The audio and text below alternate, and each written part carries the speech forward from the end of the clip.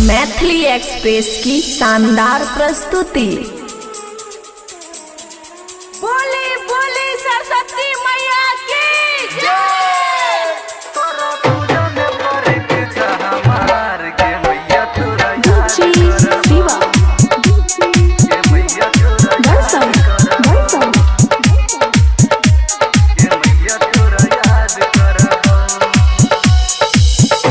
खुशी recording studio बलुआहा। तोरा पूजा में परीक्षा हमार गे मैया तोरा याद करबो। तोरा पूजा में परीक्षा हमार गे मैया तोरा याद करबो। मैया गे सरदे मैया, मैया गे सरदे मैया सुन माँ। तोरा पूजा में परीक्षा हमार गे मैया तोरा याद करबो।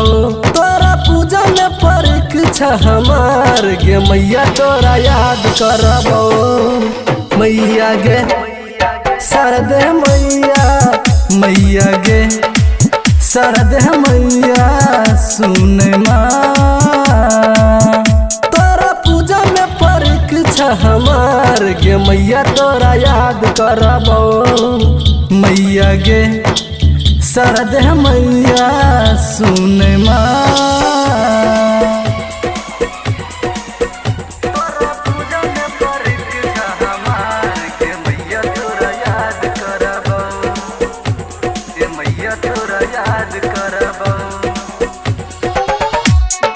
डीजे सनी, डीजे सनी। बोली बोली सरस्वती मैया की जय। मैया तोहार नाम लिखलियो कॉपी के हर एक पेज में। हम छी तोहार छोट बलकवा 15 के छै हमरे जगे। हम छी अखन नदान माँ, दीहा तू हमरा ज्ञान माँ। गलती करी है क्षमा सरदे माँ हंस के सवार। तोरा पूजा में परीक्षा हमार गे मैया तोरा याद करबो। तोरा पूजा में परीक्षा हमार गे मैया तोरा याद करबो। बोली बोली सरस्वती मैया की जय।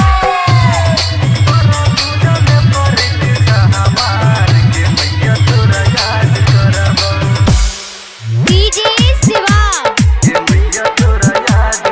बड़सम बड़सम। मैया तोहार ध्यान लगावे परीक्षा में हर स्टूडेंट गे। नजर रखे सब पे मैया टाइट छै अब की एजेंट गे। 10मा के अब की परीक्षा छै, फर्स्ट डिवीजन होई के है इच्छा छै। मैया करिया तू नैया पार मैया हमार। तोरा पूजा में परीक्षा हमार गे मैया तोरा याद करबो। बैजू भास्कर के तू दी है समाध गे मैया तोरा याद करबो। राइटर रंजित के तू करे बेरा पार गे मैया तोरा याद करबो।